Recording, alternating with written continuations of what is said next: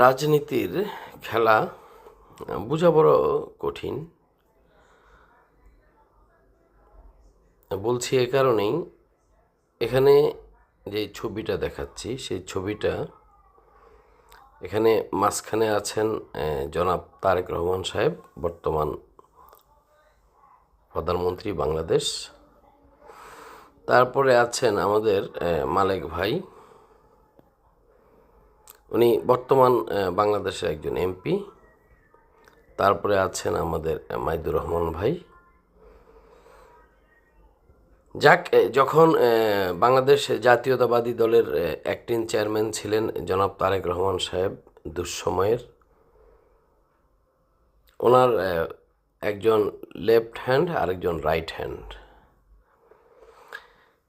এখন ওনাদের অবস্থানটা কোথায় জানি না, তারপরও ভিডিওটা বানাচ্ছি, আমার একটু জানতে ইচ্ছে করছে, জানার জন্য। যাক, তারপরও একটু জেনে নিব।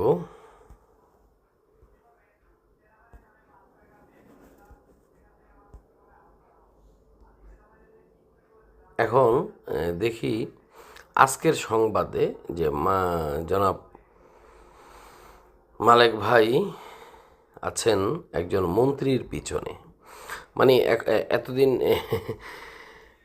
তারেক রহমানের সাহেবের সাথেই উঠা বসা ছিল, এখন মালেক ভাই হয়ে গেছেন একজন এমপি বা একজন মন্ত্রীর পিছের পিছে হাঁটা। সেই ছবিটি আমি দেখানোর চেষ্টা করতেছি, কিন্তু পারতেছি না কেন। আমার এখানে আজকের সংবাদটা দেখি, সংবাদেই দেখা যাচ্ছে জনাব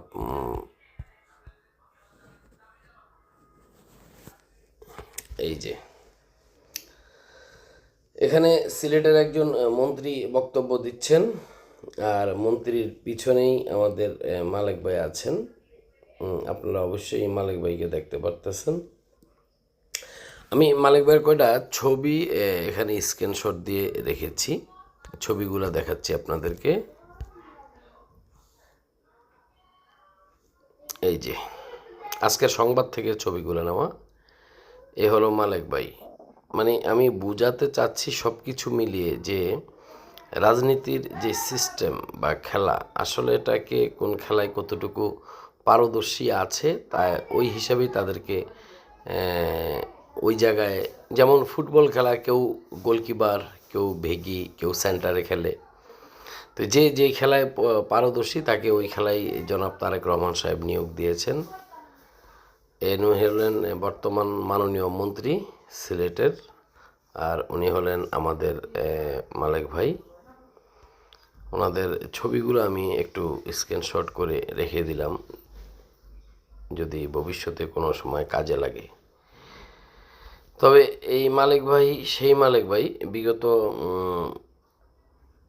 22 সাল থেকে ওনার সাথে আমার যোগাযোগ, কথাবার্তা, এবং ওনার কথায় আমি দলকে অনেক, দলের দুঃসময়ে অনেক, মানে যা বলেছেন তাই করেছি।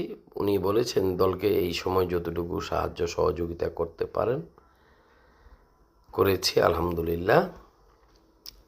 এ হলো আমাদের মালেক ভাই। সাথে মাইদুর রহমান ভাই আছেন, কিন্তু ওনাকে আমি অন্য একটা সময়ে ওনাকে আমি দেখাবো। ধন্যবাদ সবাইকে। আসসালামু আলাইকুম রহমতুল্লাহ।